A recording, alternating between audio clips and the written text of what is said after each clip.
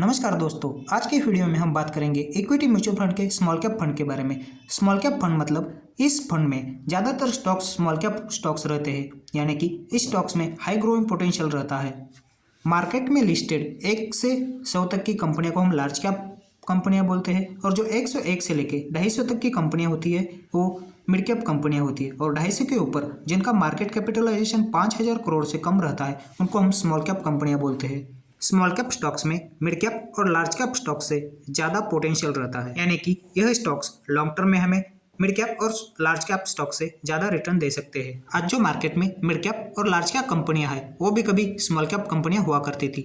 Small cap companies के कुछ quality stocks इस प्रकार है: Nesco limited, Thyrocare technology limited, delta Corp limited, VST industry. इस प्रकार के क्वालिटी स्टॉक्स हमें लॉन्ग टर्म में अच्छे रिटर्न दे सकते हैं। अगर हम डायरेक्ट ऐसे स्मॉल कैप कंपनीज के 5 या 10 स्टॉक्स में इन्वेस्टमेंट करेंगे तो यह रिस्क हो सकता है। अगर हम 10 या 12 स्टॉक्स में इन्वेस्टमेंट करेंगे तो यह रिस्की हो सकता है, क्योंकि इसमें से 3 या 4 स्टॉक्स अगर खराब परफॉर्मेंस करेंगे तो इसका नेगेटिव इफेक्ट हमारे पोर्टफोलियो के ऊपर हो सकता है।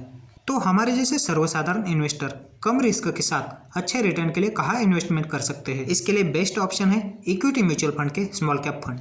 इस फंड में एक ही फंड में 50, 60 या 70, 80 तक के स्टॉक्स भी रहते हैं, इसलिए इसमें से अगर 10-12 स्टॉक्स खराब परफॉर्मेंस करने के बाद भी हमारे पोर्टफोलियो के ऊपर इसका इतना इफेक्ट नहीं हो सकता, क्योंकि एक ही फंड में अलग अलग कंपनी के ज़्यादातर स्टॉक्स होने से रिस्क एडजस्ट हो जाता है और लॉन्ग टर्म में अच्छे रिटर्न मिलते हैं।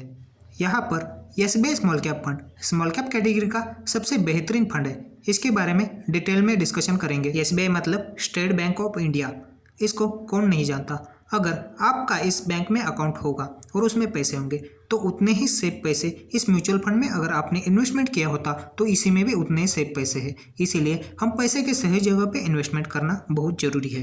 इस फंड की शुरुआत 2009 में हुई थी। अगर जब ये फंड शुरू हो गया था उस समय 2000 की इस फंड में एसआईपी करने से टोटल 13 साल में 3,12,000 रुपये इन्वेस्टमेंट हो रहा है, और उसका वैल्यू लगभग 16 लाख के आसपास है।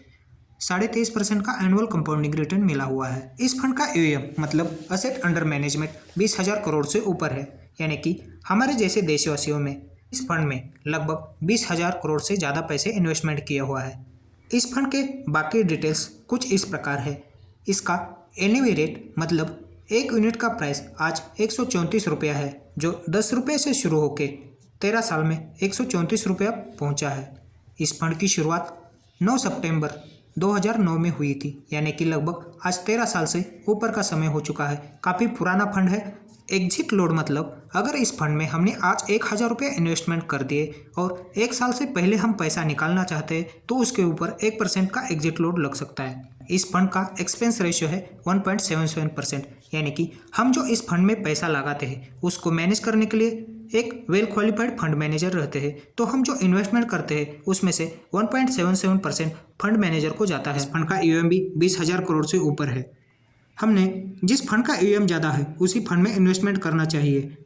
इस फंड का AUM बड़ा है, यानी कि यह फंड अच्छा परफॉर्मेंस कर रहा है और लोगों ने इसके ऊपर विश्वास दिखाया है, तभी तो इसका AUM बढ़ रहा है। अभी इस फंड का सेक्टर एलोकेशन देखते हैं। इस फंड में लगभग 15% पैसे इंडस्ट्रियल प्रोडक्ट्स में लगाए हैं, 12% पैसा कंज्यूमर ड्यूरेबल्स में लगाया है, और 8% पैसा कंस्ट्रक्शन में लगाया है, 7% पैसा लेजर सर्विस में लगाया है, और 7% पैसा ही केमिकल्स एंड पेट्रोकेमिकल्स में लगाया है। सेक्टर एलोकेशन से समझ में आता है इस फंड का स्टॉक्स पोर्टफोलियो वेल डाइवर्सिफाइड है और इसमें अलग अलग प्रकार के स्टॉक्स है। इस फंड के टॉप 10 स्टॉक्स इस प्रकार है: Elgi equipments limited, Carborundum Universal limited, JK cement limited, Sheela Foam limited, ह्यूगार्ड industries, Finolex industries, Kalpataru power transmission, V Mart retail limited, Navin Fluorine International limited, हस्तून एग्रो प्रोडक्ट लिमिटेड। यानी कि टॉप 10 स्टॉक्स में इस fund का 30 से 32% पैसा इन्वेस्टमेंट किया गया है, और ये सारे स्टॉक्स आने वाले समय में अच्छे रिटर्न दे सकते हैं।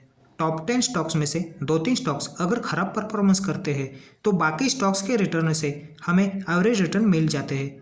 इसका एनुअल मूवमेंट कुछ इस प्रकार है। जो ये फंड शुरू हुआ था तब इसका 1 यूनिट का प्राइस 10 रुपया था, और वो 10 रुपये से बढ़कर आज 135 रुपये के आसपास पहुंचा है, यानी कि 13 साल में NAV 13 गुना बढ़ा है। किसी मल्टीबैगर स्टॉक्स के बराबर रिटर्न इस फंड ने दिए हुए हैं, वो भी कम रिस्क के साथ। इस फंड के फंड मैनेजर मिस्टर श्रीनिवासन है, जिनका क्वालिफिकेशन एमकॉम एंड एमएफएम है, इनको स्टॉक्स मार्केट्स का 16 साल का एक्सपीरियंस है। हमारे स्टॉक्स को कब बाय करना है, कब सेल करना है, यही फंड मैनेजर को पता रहता है। अभी बात आती है हमारे ऊपर। अगर आपकी नई नई जॉब लगी है, पेमेंट ज़्यादा नहीं है या अन्य कुछ भी काम करके आप अपना डेली का खर्चा निकाल रहे हो और अपना घर चला रहे हो, तो हमें क्या करना चाहिए। आजकल महंगाई इतनी बढ़ चुकी है कि अगर हम किसी होटल में महीने में 1 या 2 बार जाते हैं तो हमारा लगभग 1000 से 1500 रुपये खर्चा हो जाता है। अगर हमारा इनकम कम है तो इस प्रकार के खर्चे को हम अगर कम करके सही जगह पे इन्वेस्टमेंट करने से आने वाला हमारा समय अच्छा हो सकता है। तो अगर इस एसबीआई स्मॉल कैप फंड में हम हर महीने में 1500 रुपये सेव करके आने वाले 15 से 20 साल तक इन्वेस्टमेंट करेंगे तो उसका यानी कि 1500 रुपये की एसआईपी का वैल्यू आने वाले समय में कितना हो सकता है। अगर हम 1500 रुपये का एसआईपी आने वाले 25 साल तक कंटिन्यू करते हैं, अगर उसके ऊपर रिटर्न हमें 20% का मिलता है। इस फंड में 23% का रिटर्न दिया है, लेकिन हम सिर्फ 20% से कैलकुलेट कर रहे हैं। 25 साल में हमारे जेब से लगभग 4.5 लाख रुपये इन्वेस्टमेंट होता है और उसका वैल्यू लगभग 1 करोड़ 30 लाख के आसपास हो जाता है। आपने सोचा भी नहीं होगा, महीने में सिर्फ 1500 रुपये सेव करके हम इतना बड़ा वेल्थ क्रिएशन कर सकते हैं। आजकल जो अमीर है उनके लिए तो 1 करोड़ का वैल्यू कुछ भी नहीं है, लेकिन जो सर्वसाधारण लोग हैं उनको डेली काम करना पड़ता है, उसके लिए 1 करोड़ का वैल्यू बहुत ज़्यादा है। अगर आज हमने मेहनत से कमाए हुए पैसे को सही जगह पे इन्वेस्टमेंट नहीं किया तो आने वाले 15 से 20 साल के बाद हम जो आज है ऐसे ही रहेंगे, यानी कि ज़िंदगी में हमारे पास कभी पैसा नहीं आ सकता। अगर हम जो बचा रहे हैं वो 1500 रुपये किसी बैंक में डालने से 25 साल में उतना ही यानी कि 4.5 लाख रुपये इन्वेस्टमेंट होता है और उसका वैल्यू 10 लाख के आसपास होता है। कहाँ म्यूचुअल फंड में 1 करोड़ 30 लाख रुपये बन रहा था और बैंक में सिर्फ 10 लाख रुपये बन रहा है। हमारे देश में गरीब होने का और जो अमीर है और अमीर होने का यही एक मेन रीज़न है। हमारे जैसे लोग ज़्यादातर एफडी, आरडी या पीपीएफ में इन्वेस्टमेंट करते हैं, लेकिन जो अमीर है वो पैसा कभी बैंक में नहीं रखते, पैसे को सही जगह पे इन्वेस्टमेंट करते हैं। मान लो आपकी एज 25 साल है और आपने आने वाले 20 या 25 साल तक हर महीना 1500 रुपये इन्वेस्टमेंट करके म्यूचुअल फंड में इन्वेस्टमेंट किया और उसका वैल्यू आज यानी कि 25 साल के बाद 1 करोड़ 30 लाख रुपये हो गया।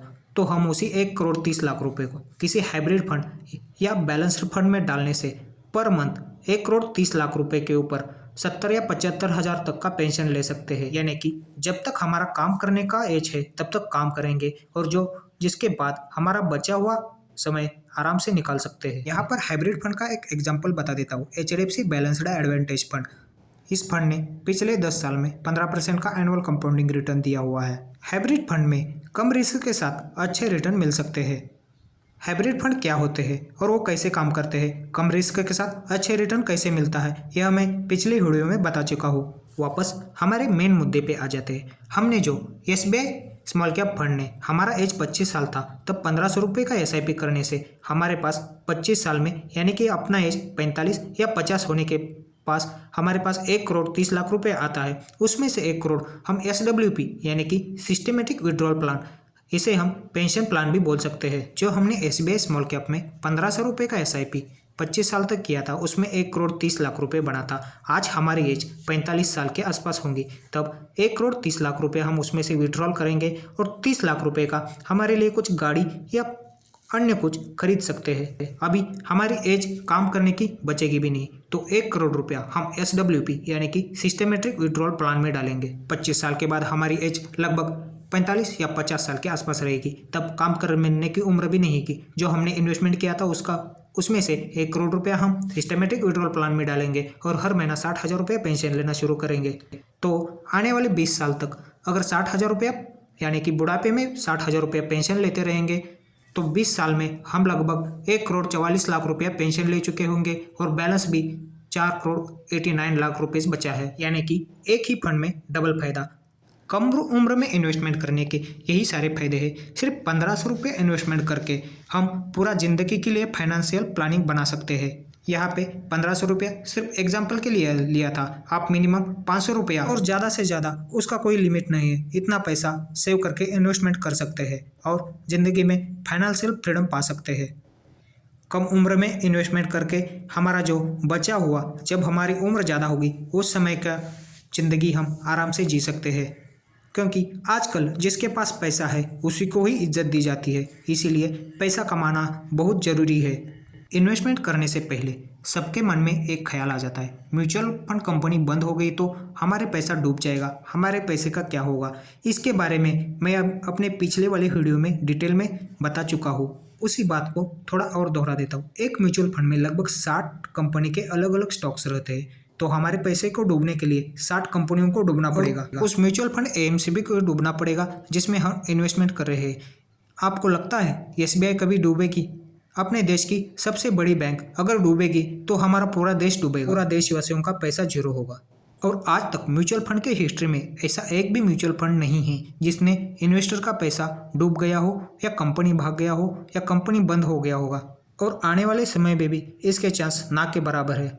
अभी देखते हैं अमीर हमारे देश में और अमीर होता जा रहा है और गरीब होता जा रहा है, क्योंकि जो अमीर लोग हैं वो जानते हैं पैसे कैसे कमाना है और पैसे को सही जगह पे कहाँ इन्वेस्टमेंट करना है। अपने बैंक अकाउंट में नहीं रखते, उसको सही जगह पे इन्वेस्टमेंट करते हैं, यानी कि पैसे से पैसा बढ़ जाता है। अमीर लोग कम मेहनत करते हैं और ज़्यादा दिमाग लगाते हैं, लेकिन गरीब लोग सिर्फ मेहनत करना जानते हैं और अपना पैसा बैंक में रखते हैं। सही जगह पे इन्वेस्टमेंट ना करने से गरीब ही होता जा रहा है। अमीर लोगों के लिए पैसा काम करता है, लेकिन गरीबों के लिए पैसे के लिए काम करना पड़ता है, क्योंकि जो हमारा मेहनत से कमाया हुआ पैसा जब तक हम सही जगह पे इन्वेस्टमेंट करके उसको कंपाउंडिंग नहीं बनाते तब तक हम गरीब ही रहेंगे और हमारा पूरा ज़िंदगी मेहनत करने में ही जाएगा। कभी सुकून की ज़िंदगी नहीं जी सकते। अभी आप लोग सोचोगे गरीब लोगों के पास तो इन्वेस्टमेंट करने के लिए पैसा आता ही नहीं है। जो अमीर लोग हैं, बिजनेसमैन हैं, उनके पास बल्क में एक साथ ज़्यादा अमाउंट आता रहता है, इसलिए वो real estate, land purchasing, plot purchasing में पैसे लगा देते हैं। लेकिन हमारे जैसे सर्वसाधारण लोगों के लिए आजकल ये रियल एस्टेट खरीदना बिल्कुल ना के बराबर हो चुका है। जो सैलरीड पीपल है और उनका इनकम कम है, वो तो बिना लोन लिए हुए ऐसा बड़ा काम नहीं कर सकते। इसलिए लोन और ईएमआई के चक्कर में ना पड़कर हम जितना ज़्यादा सेव करते हैं उतना पैसा अगर इक्विटी म्यूचुअल फंड में स्मॉल कैप या मिड कैप या फ्लेक्सी कैप फंड में लगाएंगे तो 15 या 20 साल में हमारे पास भी अच्छा खासा वेल्थ क्रिएशन हो सकता है।